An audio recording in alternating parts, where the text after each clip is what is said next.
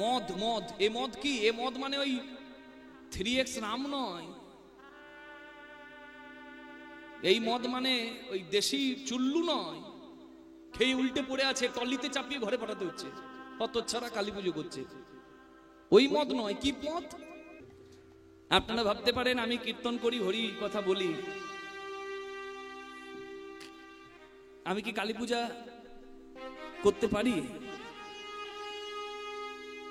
আপনারা হয়তো অনেকে জানেনই না, আমি নিজে হাতে কালী পূজা করি।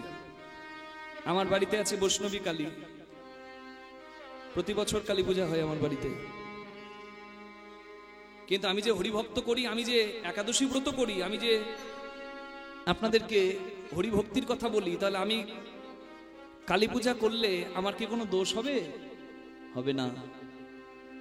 আমার বাড়িতে বৈষ্ণবী মা, আমি বলি প্রথার বিরুদ্ধে নয়, বলির পক্ষে, তবে পশু বলির পক্ষে নয়। শাস্ত্রে বলি দিতে হবে বিধান আছে, কিন্তু কিন্তু যে যা আহার গ্রহণ করে সে সেটিকে মাকে দিয়ে ভোগ্য রূপে গ্রহণ করতে পারে, এটা শাস্ত্রে বলা আছে, বিবিধ শাস্ত্রে বলা আছে। কিন্তু আমি আমার লালসা নিবৃত্তির জন্য আরেকজনকে বলি দিয়ে সেই মাংস খাবো, এই বাসনাটা হবে কেন? হবে কেন? যারা নিজে মাংস গেলে দোকান থেকে কিনে খায় আবার বলির বিরুদ্ধে কথা বলে, তাদের কথাটা যুক্তিযুক্তই নয়। তুমি মাংস গিলে খাবে, আবার তুমি বলির বিরুদ্ধে কথা বলবে, এটা সাজে না।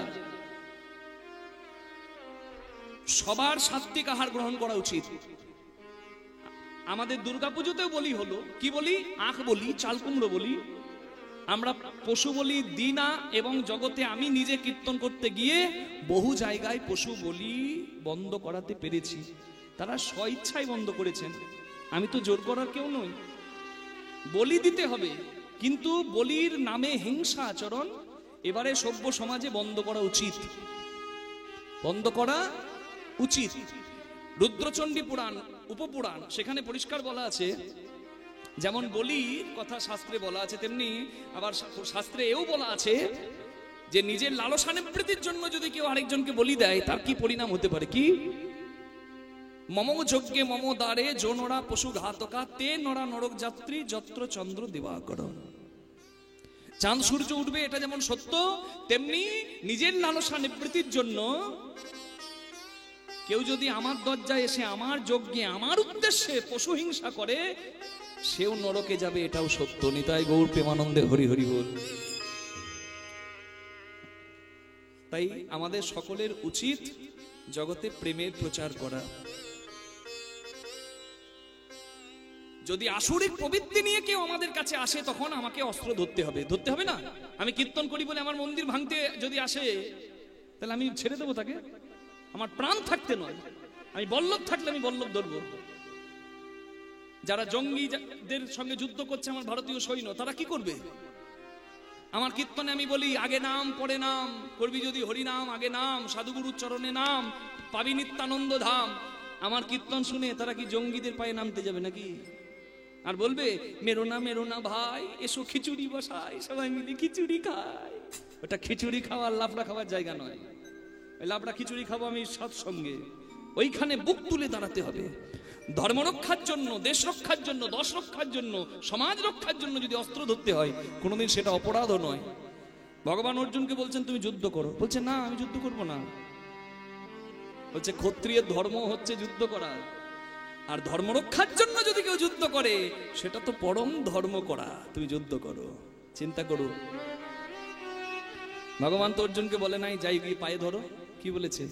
যুদ্ধ করো। তার মানে যখন অসুর আসরিক প্রবৃত্তি কারোর মধ্যে বেড়ে যাবে, তার জন্য আমাকে অস্ত্র ধরতে হবে, কিন্তু একটা নিরীহ পশুকে হত্যা করে নয়। জয় নিতাই হরি বল। মা চন্ডমুন্ডর সঙ্গে যুদ্ধ করছে, শুম্ভ নিশুম্ভর সঙ্গে যুদ্ধ করছে, তখন রক্তবীজ অসুরদের জন্ম হলো। রক্তবীজ মানে সাংঘাতিক অসুর, মানে এক ফোঁটা রক্ত যদি ওদের মাটিতে পড়ে আরো বেশি বেশি অসুর জন্মাবে, তাহলে তো মারাই যাবে না। তখন মা দুর্গা ত্রিনয়ন থেকে দশমহাবিদ্যার প্রথম মহাবিদ্যা মা কালী, তিনি জন্ম নিয়ে ওই যে রূপ, কখনো কালী কখনো কৌশিকী, এগুলো তো রূপ এক একটা। মা তারা ওই রূপে এক হাতে, কালী রূপে এক রূপে গলা কাটছে, আর এক রূপে ওদের রক্ত যাতে মাটিতে না পড়ে রক্ত মা পান করছে। মা রক্ত খায়, তা বলে কি কোনো সন্তানের রক্ত খায়? মা কার রক্ত খায়? আসুরিক প্রবৃত্তি যার মধ্যে আছে তার রক্ত খায়। অসুর দলনী মা, হরি বল। মা মাংস খায়, মায়ের সেবায় মদ মাংস যারা দেয় তাদেরকে উপলব্ধি করতে হবে। দেখুন, দু রকমের পূজা হয়, একটা গৃহীর পূজা, একটা তন্ত্র উপাচারের পূজা, মানে তান্ত্রিকদের পূজা। আমরা তো তান্ত্রিক নই, আমরা তো গৃহী। আমাদের কি করণীয়, কি করা উচিত, এটা আমাদেরকে বুঝতে হবে। তান্ত্রিক উপাচারে যারা পূজা করে তারা তন্ত্র মতে কিভাবে করছে সে বিষয়ে আমার বলা নাই, কিন্তু গৃহী যারা আমরা কালী পুজো করি বা করাই, তাদের কালী পূজার নামে মদ মাংস নিয়ে অসভ্যতা করাটা মোটেও শোভনীয় নয়। কেন নয়? কারণ এখানে মাংস মা গ্রহণ করছেন, মানে কি, মা সে সাদা দাঁত দিয়ে জিভটাকে চেপে ধরছেন, এই যে মাংসপিণ্ড, মানে কি, এটা সংযম। সত্যগুণ দিয়ে রজগুণ তমগুণকে চেপে ধরছেন মা। মদ এ মদ কি, এ মদ মানে ওই 3x রাম নয়। এই মদ মানে ওই দেশি চুল্লু নয়, খেয়ে উল্টে পড়ে আছে, টলিতে চাপিয়ে ঘরে পাঠাতে হচ্ছে, অত ছাড়া কালী পুজো করছে। ওই মদ নয়। কি মদ? এ মদ্য মাদকতা অন্য। যখন পদ্মে মধু জমা হয়, ব্রহ্মরন্ধে মধু জমা হয়, সাধক সিদ্ধির দ্বারা পারে মধু জমাতে। মানে বুঝতে পারা যাচ্ছে কত কঠিন। সংযমী হতে হয়। 40 বিন্দু রক্ত ভিয়ানে 1 বিন্দু, আরো ভেঙে বলছি মা যাতে সবাই বুঝতে পারে, এগুলো দেহতত্ত্বের কথা তো। 40 বিন্দু রক্তের ভিয়ানে 1 বিন্দু ব্রহ্ম বস্তু উৎপাদন হয়। সেটি কি? নারী পুরুষের ধন, যার নাম পিতৃধন মাতৃধন, যেটি মেয়েদেরও থাকে ছেলেদেরও থাকে। সেটি হচ্ছে কোর পাওয়ার, সেটি হচ্ছে শরীরের আসল শক্তি। সেটাকে নষ্ট করার জন্য ভগবান দেননি। ফুল ফল জগতে রাখতে হবে। কেন? আমার পরে ফুল ফল না রেখে গেলে কে করবে দেবদেবীর সেবা, কে করবে ভগবানের সেবা? ফুল ফল মানে হচ্ছে পুত্র কন্যা। কিন্তু সারা জীবন রাঁধুনি হইবি, ব্যঞ্জনা দিবি, হাঁড়ি না ছুঁইবি, তাই হাঁড়িতে যদি মন যায় তাহলে কিচ্ছু হবে না মা ভজন সাধন। তাই যারা পেরেছে জমাতে, রাখতে পেরেছে কিছু, রেখেছে কিছু, তারাই পেয়েছে কিছু। এই মদ ওই বাইরের মদ নয় যেটা গিলে খেতে হয়, এই মদ দেহের ভেতরেই রয়, যেটি রসের ভিয়ানে জন্ম নেয়, যেটি ব্রহ্মরন্ধে স্থাপিত হয়। সেই মদের উন্মাদনায় একজন সাধক সব সময় মাতালের মতো থাকে। এই মদ চুল্লু মদের সম নয়। নিতাই গৌর প্রেমানন্দে হরি হরি বল।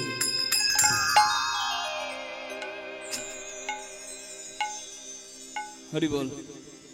কথা থেকে কথা বাড়ে, অনেক কথাই শুনলাম। আসল কথাটি হচ্ছে কালী পুজো যারা করবেন আপনারা, আমি যেমন সাত্বিক ভাবে করি, আপনারা যারা কীর্তন শুনতে এসেছেন আপনারা কালী পূজা করবেন, বলিও দিতে পারেন, তবে অহিংস উপায় অবলম্বন আপনারা করুন। এটা আপনাদের কাছে প্রার্থনা। আমি ছোট মুখে বড় কথা বললাম, আপনাদের সবার কাছে প্রার্থনা করলাম, এটাই করণীয়। অনেক জায়গায় পশু বলি বন্ধ হয়েছে, আপনারা চেষ্টা করবেন যেন পশু বলি বন্ধ হয়ে যায়। তা বলে পশু বলি বন্ধ মানে আমি অস্ত্র তুলতে নিষেধ করছি না। যখন দরকার হবে ধর্মরক্ষার জন্য, দেশ রক্ষা, সমাজ রক্ষার জন্য, তখন অস্ত্র তুলতে হবে। যেমন সৈন্যরা তোলে তেমন আপনাকেও তুলতে হতে পারে ধর্ম রক্ষার জন্য। সেটাও কিন্তু আমাদের শাস্ত্র বলছে ধর্ম। হরি বল। সবাই মিলে বলুন ভক্ত বিদ্যাপতি ঠাকুর কি।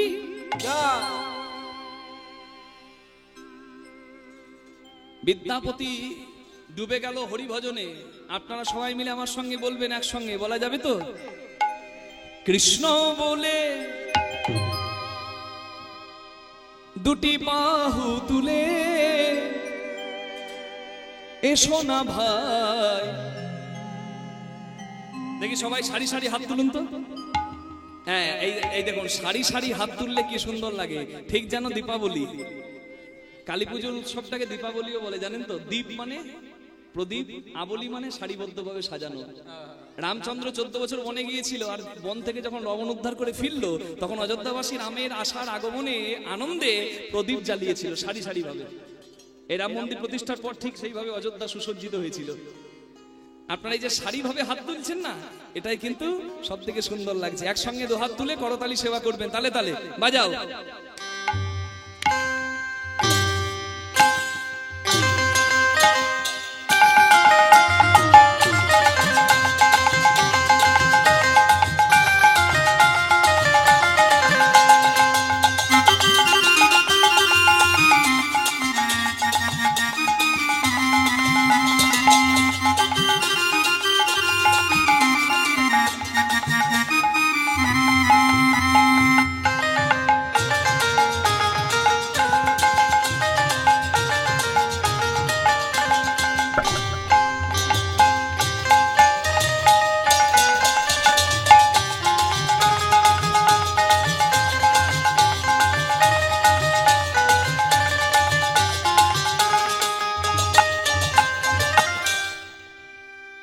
এ নামে নাই কোনো ভাবনা, এ নামে নাই কোনো চিন্তা, এ নামে নাই কোনো ভাবিনা, এই নামে নাই কোনো চিন্তা।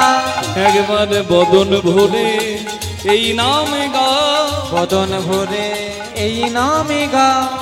বলো না কৃষ্ণ কৃষ্ণ না, কৃষ্ণ বলে বাহু তুলে এসো না ভাই হরি বলে। একবার কৃষ্ণ বলে বাহু তুলে এসো না ভাই হরি বলে।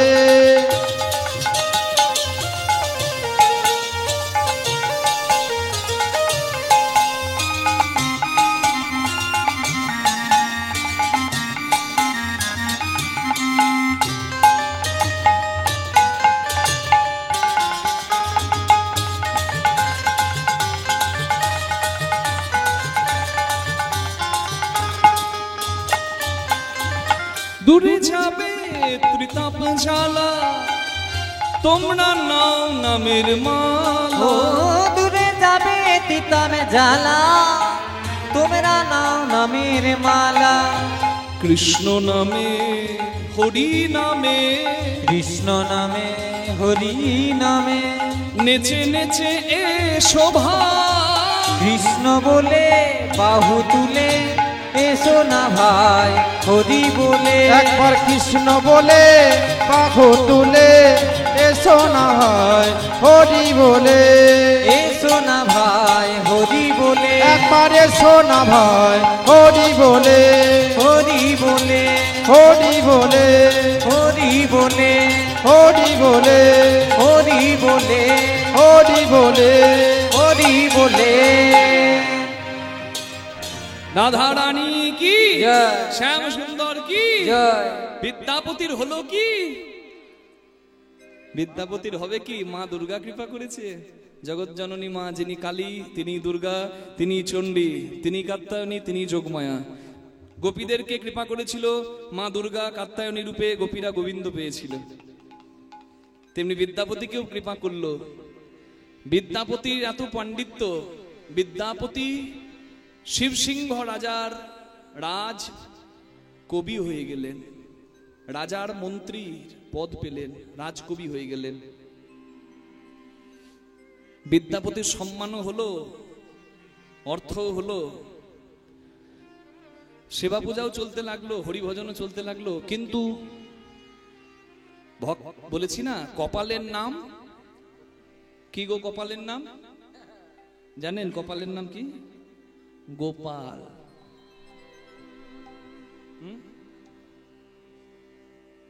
কপালের নাম গোপাল। মিঠুন চক্রবর্তীকে সাংবাদিক জিজ্ঞাসা করছে, আপনি যে এত বড় অভিনেতা হয়ে গেলেন, অন্য থেকে আপনার কি গুণ ছিল? মিঠুন চক্রবর্তী নিজের কপালটা এমনি করে দেখাচ্ছে যে গুণ থাকলেই সে জায়গা পাবে তা কিন্তু নয়, যার কপাল ভালো সে এগিয়ে যাবে। নিতাই গৌর প্রেমানন্দে হরি।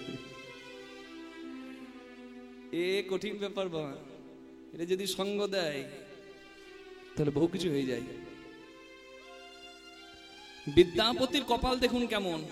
রাজার রাজকবি হয়ে গেল, সম্মান হলো, অর্থ হলো, কিন্তু বিদ্যাপতি দারুণ দেখতে আর দারুণ গান গায়, এত সুন্দর কণ্ঠ। বিদ্যাপতির প্রেমে পড়ে গেল রাজার গিন্নি, মানে রানীমা, রানী লক্ষ্মীবাই প্রেমে পড়ে গেল বিদ্যাপতির। বিদ্যাপতি চিন্তা করলো, হাই হাই, আমার কলঙ্ক রাখার জায়গা নাই। রাজার কলঙ্ক, রানীমায়ের কলঙ্ক, আমার কলঙ্ক, আমার ভজন নষ্ট হয়ে যাবে। বিদ্যাপতি ভেবেছিলাম আমি বিয়ে করব না, কিন্তু দায়ে পড়ে বিয়ে করতে বাধ্য হলো। বিয়ে করলে বাবা জ্বালা কমে যাবে, আর কেউ চোখ দেবে না।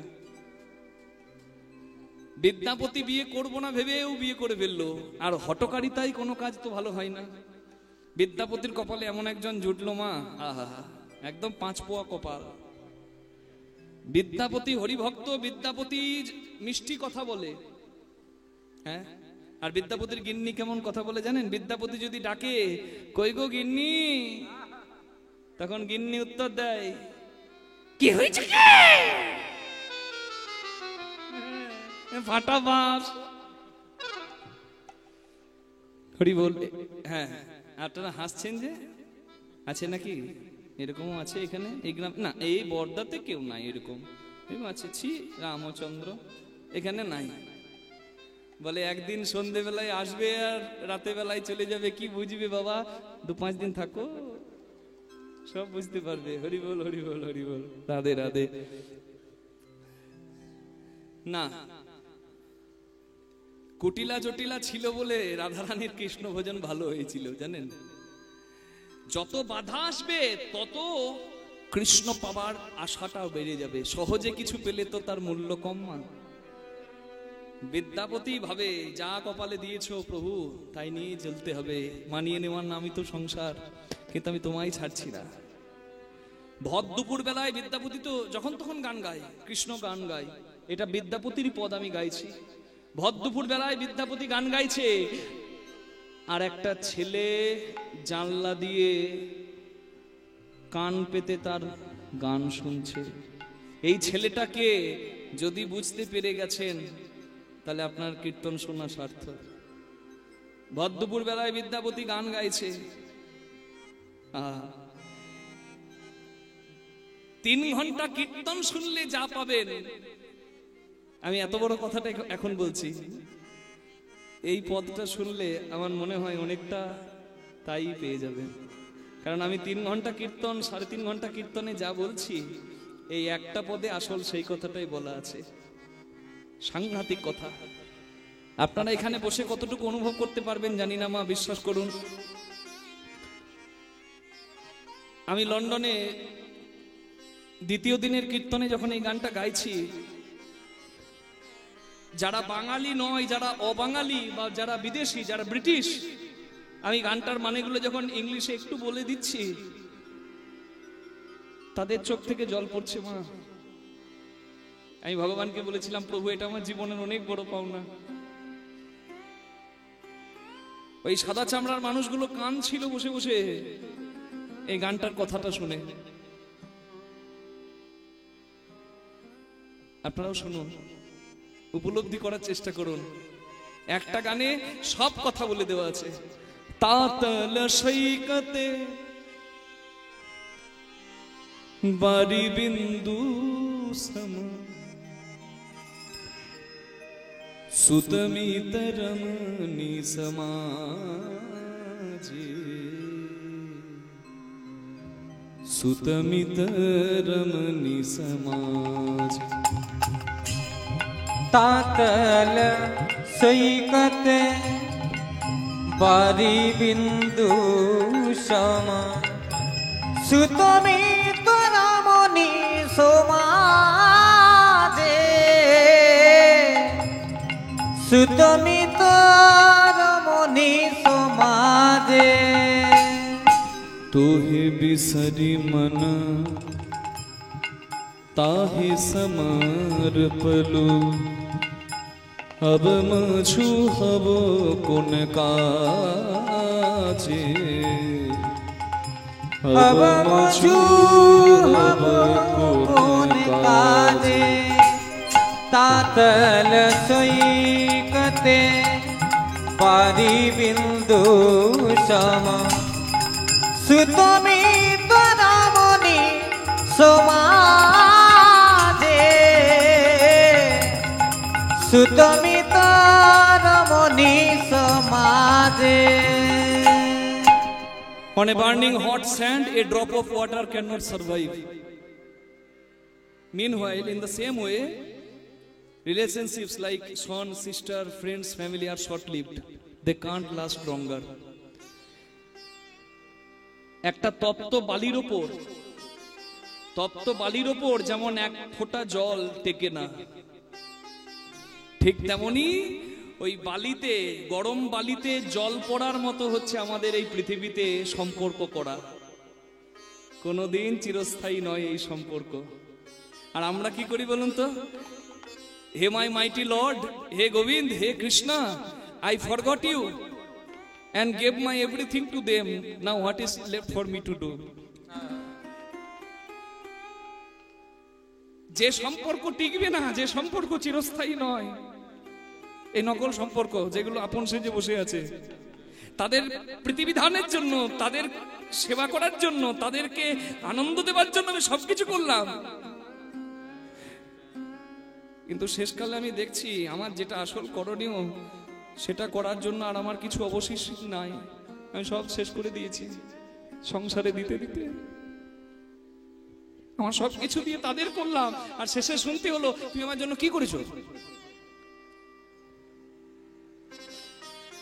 আর যার প্রতিবিধানের জন্য করলে আমার তোলা থাকতো, আমি কিছুই করলাম না।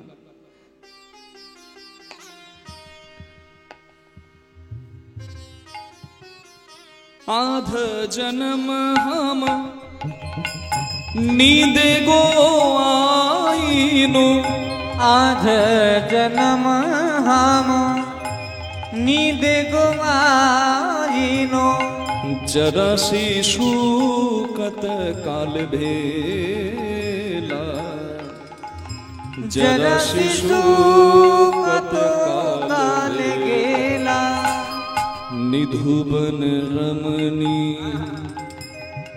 रस रंगे मातलू, निधुबन रमणी रस रंगे मातलो, तोहे भजब कुन बेला, तोहे भजब कुन बेला, तातल सैकते बारी बिंदु सम, सुतमित रमणी समाजे, सुतमित रमणी समाजे, तातल सैकते बारी बिंदु सम, सुतमित रमणी समाजे, सुतमित रमणी समाजे।